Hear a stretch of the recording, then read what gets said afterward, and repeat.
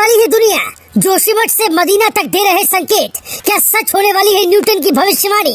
Climate change ने भारत में दरका दिए पहाड़, सूखे सऊदी में ला दी बाढ़, कुरान में लिखी हकीकत या गीता की सत्यवाणी? चीन की वजह से खत्म हो जाएगी दुनिया, अमेरिका दुनिया को कर देगा बर्बाद, भारत को अब बनना होगा विश्व गुरु। हम अपने बड़े बूढ़ों से सुनते आए हैं कि कलयुग का अंत करीब है। वो कहते रहते हैं कि इंसान अब इस दुनिया में रहने लायक नहीं बचा। तो क्या हम और आप जब अपने घर में बैठे मैच देख रहे हैं, ऋषभ के वापस आने की दुआ और बुमराह के बाहर जाने पर बहस कर रहे हैं, ऑफिस में काम कर रहे हैं और दुनिया में अगली पीढ़ी के लिए इंतजाम में जुटे हैं, इस सब के बीच दुनिया अपने अंत की ओर बढ़ रही है। सवाल ये भी कि क्या अब धर्म के साथ साथ साइंस ने भी ये मान लिया है, और इसका सबसे बड़ा जिम्मेदार कौन है? दुनिया के अंत की दो निशानियां जो धर्म ग्रंथों से इस कड़ी को जोड़ती हैं, हमें घटित होती दिखती है। पहला जोशीमठ में धरती का फटना और दूसरा हमेशा सूखे की मार झेलने वाले सऊदी में बाढ़ का आना। महान वैज्ञानिक न्यूटन ने 1704 में एक नोट लिखा था जो उनकी मौत के बाद मिला, जिसमें लिखा था कि दुनिया 2060 में खत्म हो जाएगी।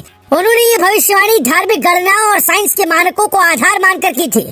कलयुग के अंत का विवरण करते हुए गीता में एक श्लोक मिलता है, अनावृष्टया विनश्यन्ति दुर्भिक्ष कर पीड़िता शीत वाता तप प्राविड हिमैर न्यूनतः प्रजा, जिसका मतलब है कभी बारिश नहीं होगी, कभी सूखा पड़ जाएगा, कभी कड़ाके की सर्दी पड़ेगी तो कभी भीषण गर्मी हो जाएगी, कभी आंधी आएगी तो कभी बाढ़ आ जाएगी। इन परिस्थितियों से लोग परेशान होंगे और नष्ट होते जाएंगे। इस श्लोक को आज के संदर्भों से मिलाकर देख लीजिए।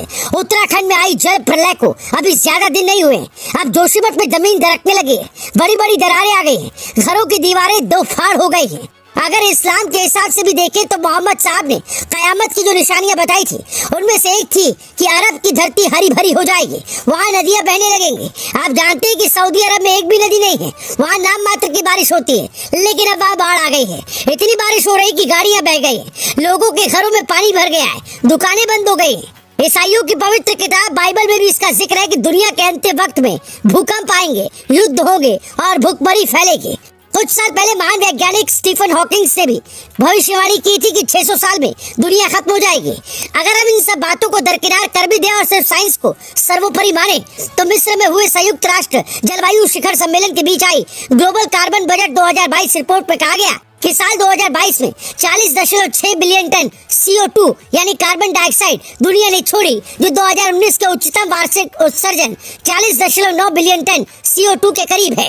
इसका मतलब है कि धरती गर्म हो रही है, हम कार्बन डाइऑक्साइड ज्यादा छोड़ रहे हैं और ऑक्सीजन की मात्रा कम हो रही है, जिसका असर हमें बारिश वाली जगहों पर सूखे और सूखे स्थानों पर बारिश के रूप में दिख रहा है। भूकंपों की संख्या भी बढ़ रही है।